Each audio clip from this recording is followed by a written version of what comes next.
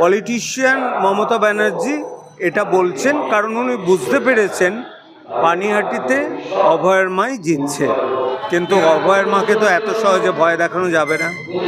আমি যদি পানিহাটিতে থাকতাম আমার বোতামটা কিন্তু অভয়ের মায়ের দিকেই পড়তো। অভয়ের মা এমন একটা পরিস্থিতিতে রয়েছেন যেখানে আমার মনে হয় কারোর কিছু না বলাই ভালো। শাসক ভয় পেয়েছে, শাসক বুঝতে পারছে মাটির তলা আস্তে আস্তে পাতলা হয়ে যাচ্ছে, এবং আমি সমস্ত পানিহাটিবাসীকে রিকোয়েস্ট করব আপনারা পদ্ম ফুলের ছাপ দিয়ে অভয়ের মাকে জেতান।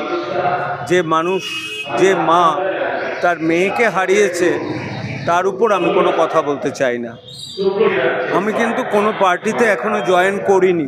আমি বুঝতে পেরেছি সিপিএমের থেকে, সিপিএমের পক্ষে এবছর ক্ষমতায় আসা কোনো মতেই সম্ভব না, পরিবর্তন আনা সিপিএমের পক্ষে সম্ভব না।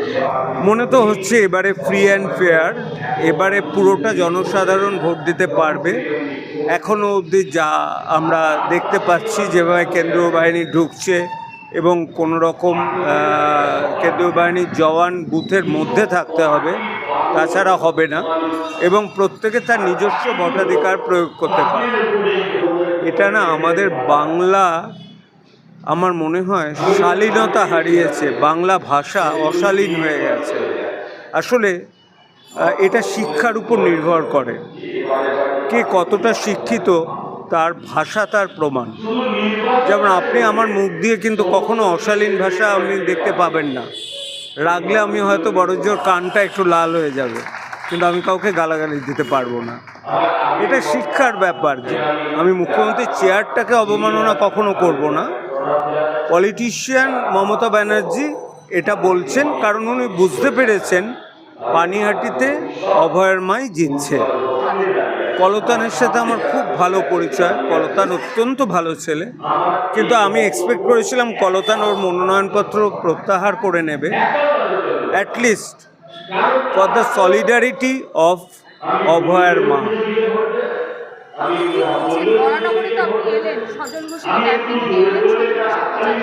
বরানগরে বিজেপি জিতবে, এ ব্যাপারে আমার কোনো ডাউট নেই।